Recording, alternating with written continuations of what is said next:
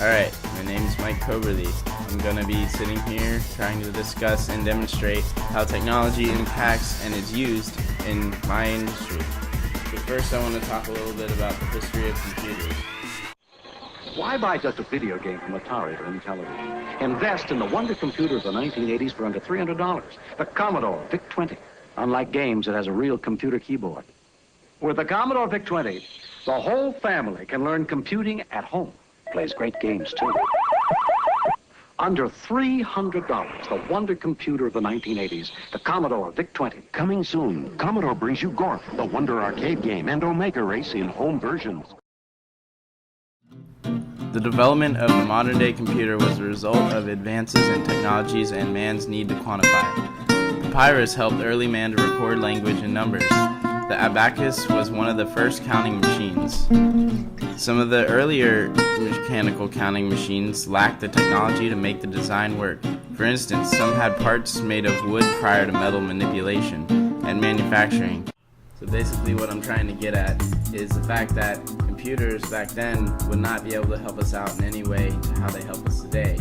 Today, modern computers, we can sit at home and record a song and produce a song. Maybe not master it because we don't have all the technologies that a studio may have, but it's definitely a big step towards where we're going in the industry. It makes things a lot more simple. This is the computer that my school, Full Sail, has supplied to me to basically work with all the multimedia I need, and it's small, light, and very powerful.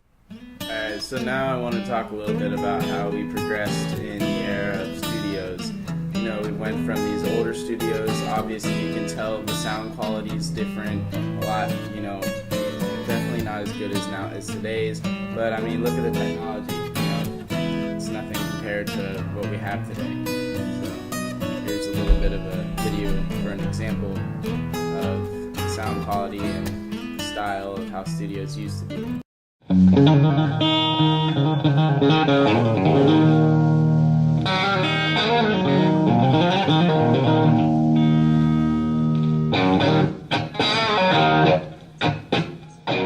So basically these are all modern style recording studios and components used in recording studios such as speakers, monitors, microphones.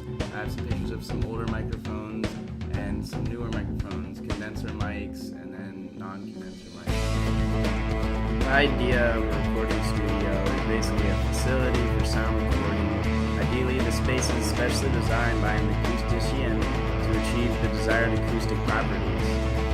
And different types of studios record bands and artists. As you can see in the pictures coming up, there's different sizes, different styles, but they're all modern studios, and that's basically the technology that I work with in my career, or I'm planning on doing.